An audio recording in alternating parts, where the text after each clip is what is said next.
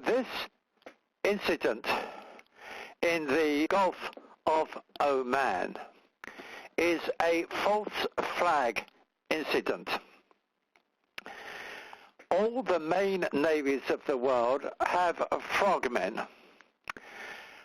A frogman swims underwater with a limpet mine, and he places it under the waterline of the ship. He does not and cannot physically place a limpet mine high up the side of a very big tanker. That is physically impossible.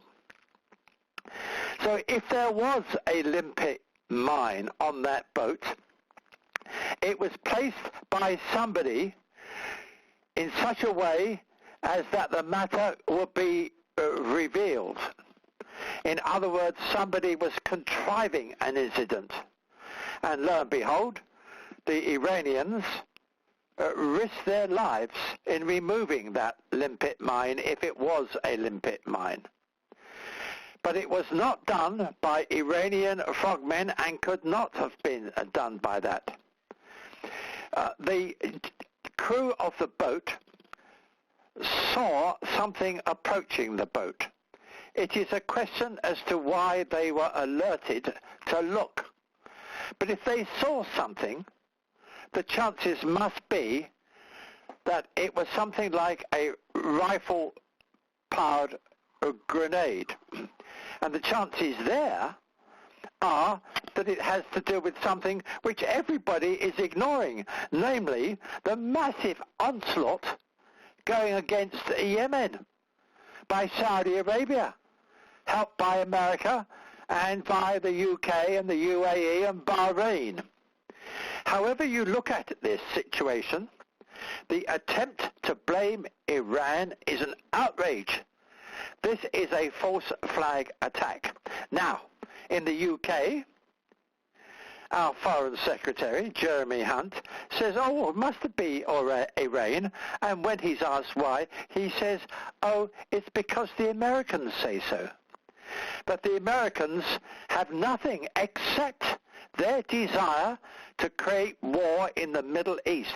Make no mistake, America is on a course of action of war against Iran. Every day, Netanyahu was asking Obama to attack Iran. Perhaps once a week, Saudi Arabia, led by Mr. Bonesaw himself, asks Trump to attack Iran. And every week or so, John Bolton, a vicious little warmongering twerp, and that swaggering bully, Mike Pompeo, turn up some lie because America, egged on by Saudi Arabia and Israel, wants to attack Iran. Behind all this, then, is Israel, Saudi Arabia, and America, helped by the UK, moving towards war in the Persian Gulf.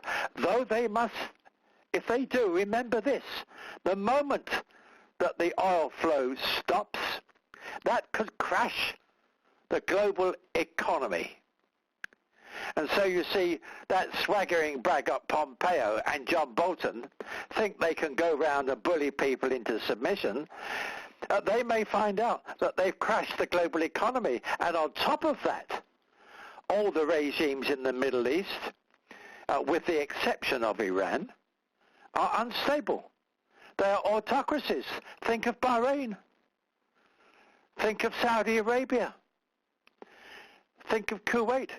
And all of them are likely to be in great difficulty if some sort of major conflict breaks out in the Persian Gulf. Putting it all together, this is an obvious false flag attack. If it was genuine at all, it would have been done by the Yemenis. But the signs are this attempt to blame Iran, the putting of something high up on the side of a boat. It looks to me very much like something perhaps carried out by the Israelis who want to create war, or by the Saudis, or by the Americans themselves.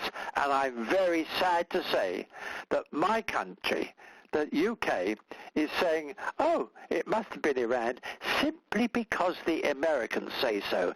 And as everybody knows, the Americans can no longer be trusted in any respect at all. They break agreements and they lie their heads off.